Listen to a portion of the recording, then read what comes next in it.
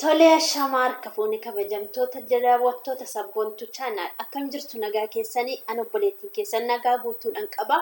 Inni nagaa koo baay'isee guyyaa har'aatti na laatee bara haaraa kanaan nu ga'e maqaan isaa kan jajamee fi kan eebbifame haa ta'u. Akkam jirtu fayyaa keessanii jira galata rabbii. Warreen chaanaala kanaaf haaraa taatan subscribe gochuudhaan gara maatii kiyyaatti akka makamtan jaalalaan isin gaafadha. Eeyyeen egaa akkuma beekamu yeroo dhiyoo keessatti wanta haaraadhaan isinif dhufa waan biyya keessaa barbaadan hundumaatiin gad isinii ba'utti waan hin jiruuf akka chaanaala kana subscribe gootanii na eeggattan abdii guutuun isinirraa qaba. Akkasumallee waan barbaadan na ergachuu dandeessu biyya keessatti jechuudha. Yeroo dhiyoo keessatti akka waan haaraadhaan waan biyya keessa jiruun gad isinii ba'uuf waadaan isinii seenaa chaanaala kana akkasuma subscribe godhaatii gara maatii kanaatti makamaatii na eeggadhaan jaalalaan isin gaafadha jechuudha.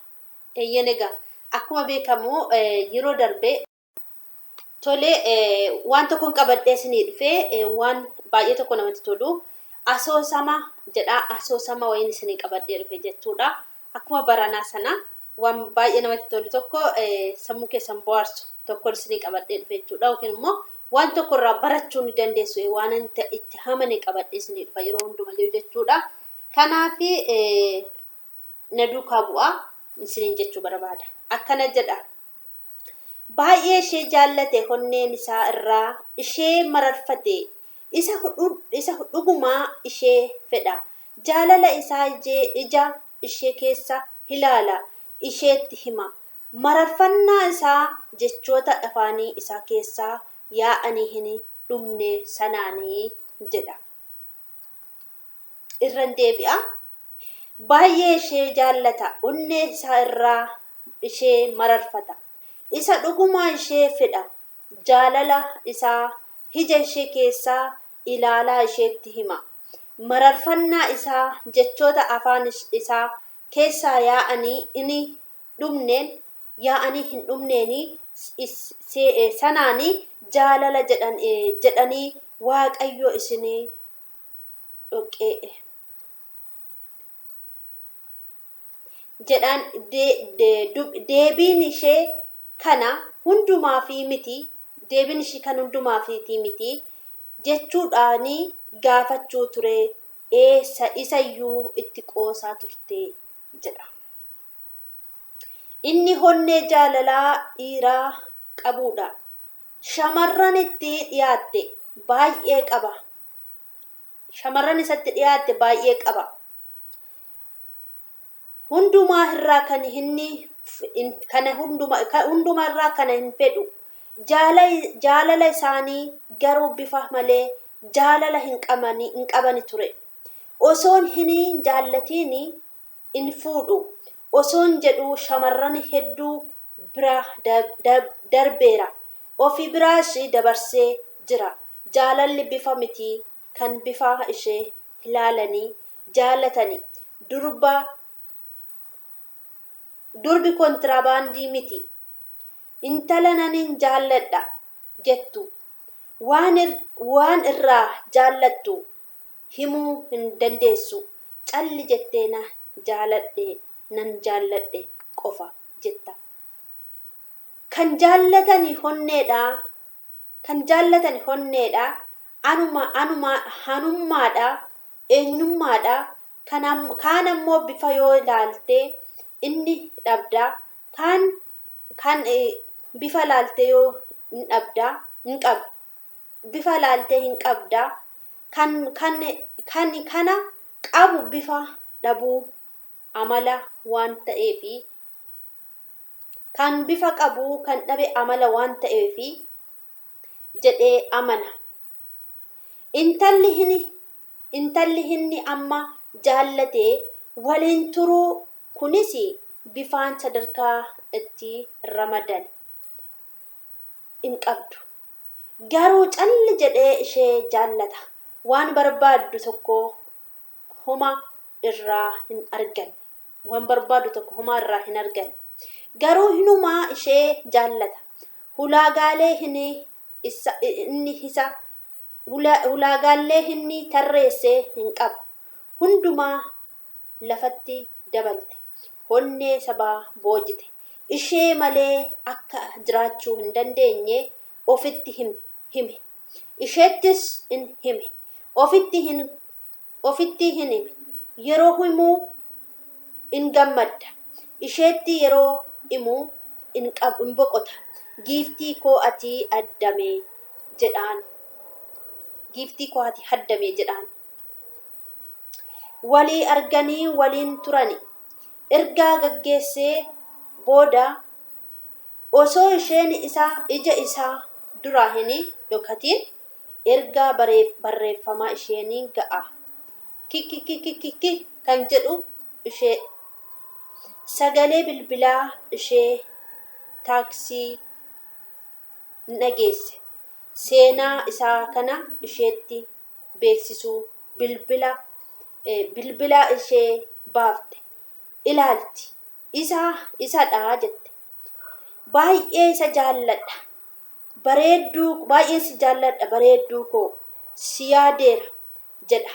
Raajii dhumaayii hamma haddaan baane miti jetti. Keessa isheeti barreeffama isaa fi gabaabaatti anis jettee barreessite keessa isheetti. Ammas bilbilli ishee kikikikikik jedha. Yandoon taaksii miseejii fuullee moobaayilii isheetti roobuu eegala. Kakakakakaka jedha. Si waliin taa'ee osoo addunyaatti lixuu baatee natti tola. Lakkooftuun yeroo dachee osoo sa'a 10 irraa geessee dhaabbattee natti tola. Sa'aatiin 10 yeroo sanii ogguu itti walii argannudha. Yeroo isheen hojiidhaa baatu kikikikik jedha bilbilli ishee. Honnee koo irraan si jaalladha jedha miseejiin. Guutummaa lubbuu kootiidhaanis sin jaalladha. Guutummaa lubbuu kootiin sin jaalladha. Anis jettee gabaabaatti deebifteef. Ergaa dheeraa inni erge. Kana maraa fi osoo ishee nuffisiisuu barreessite. Osoo ishee nuffisiisuu barreessiti. Inni kana hundumaa bakka kennee in yaadu. Har'asii borisii bara baraanii jaalachuu qofa kansaa. Guyyaa itti aanu bakka walii arguu fi walii beellamanii dursee ture. Kan inni qaqqabe yeroo itti walii beellamanii irraa sa'aatiin 1 darbe. 2 darbe. Bilbilli ishee cufaadha. Maal taatee jedhee yaaduutti ka'e. Bakka hojii ishee deeme. Ishee barbaaduu fi boritti beellama qabate. Halkan kun yoo akkamitti bari'u sa'a 10 irratti yaa dhaabbatu. Kan inni jedhee kunoo in dhaabbate. Yeroon gammachuu gabaabduudha. Kan siqiqii garuu namarraa dheeratti jedha. Ittiin fufaa kutaa akkamiin akka inni ishee jaallate beektuu? Maaliif akka ishee jaallates tilmaamuu hin dandeessu.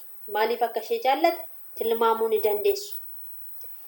Garuu inni ishee jaallata. Dhiirri akkasii jireenyi jiraayii jetti. Kaan immoo kanumaa osoo inni ilaaliin akkas nama jaallatuuf akkamiin carroome jedha. Inda carroome jettee ofitti dubbatti. Garuu isa kunuunsuu hin dandeessu. Isa kadhachiisuun ishee qophiitti isheef jaalala ta'ee itti mul'ata. Akkas ishee kadhatu qofa kun jaalala ta'ee isheetti mul'ata. Kuni egaa amala maalii yoo gootu? Ergaan barreeffamaa ishee haalaan si haasofsiisuu hin dandeenye. Isaan jira haasofsiisuu hin dandeenye. Keessan jira borii jettee ergiteef. Bakka durii walii arginutti na eegi sa'a 10tti jettee voice ergiteef. Jettee ergaa ergiteef.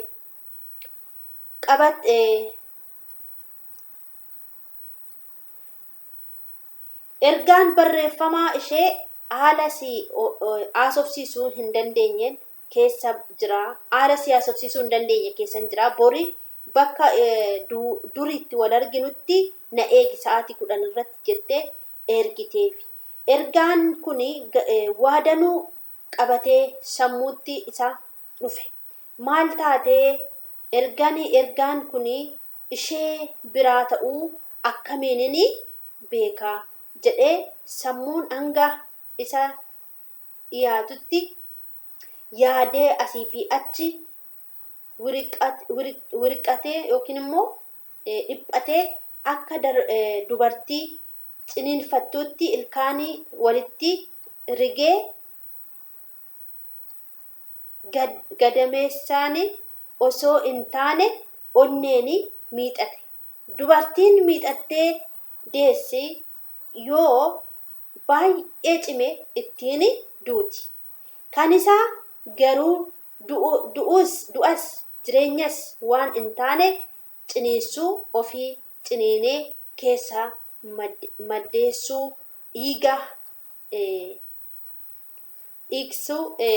dhiiga xuuxuu ciniinsuu amma inni garuu kana hundumaatti gammadaadha jedha.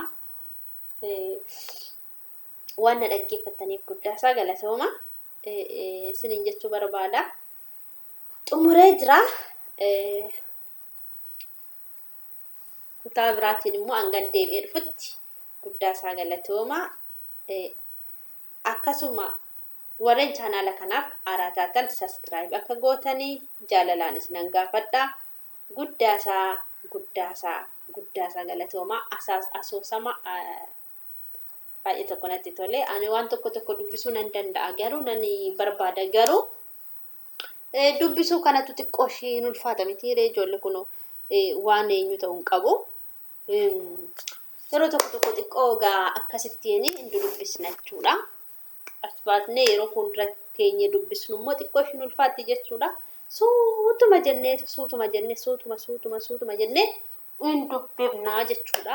Waan na dhaggeeffataniifis guddaasaa galatooma. Garuu ergaa tokko isinii qaba jechuudha. Ijoolleen keenya jabaadhaa.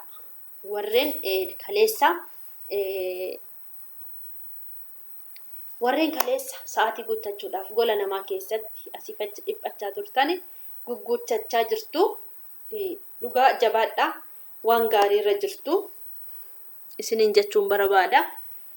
Baga waaqayyo warri guuttatanis baga waaqayyo isin gargaare ammallee waan hafe isin gargaaru irraan dhaabbatina insalacha amiina jabaadhaati itti fufa. Kanarraan kan hafe immoo warri wal argitan wal biran darbina laayikii walii tuqaa sheerii walii godha koomentii walii kaa wanti itti kanfaltan hin jiru wanti itti dhiphattan hin jiru jechuudha. Kan kanfalu isinii miti. YouTube'n hin kanfalu hin jedhina. Warreen maallaqa irraa arganne ani irraa argadheera karaa mataa kootii jechuudha. Kanaafi isinis hojjedhaati argadhaan isiniin jechuu barbaada. Kanaaf jabaadhaa isiniin jechuu barbaada.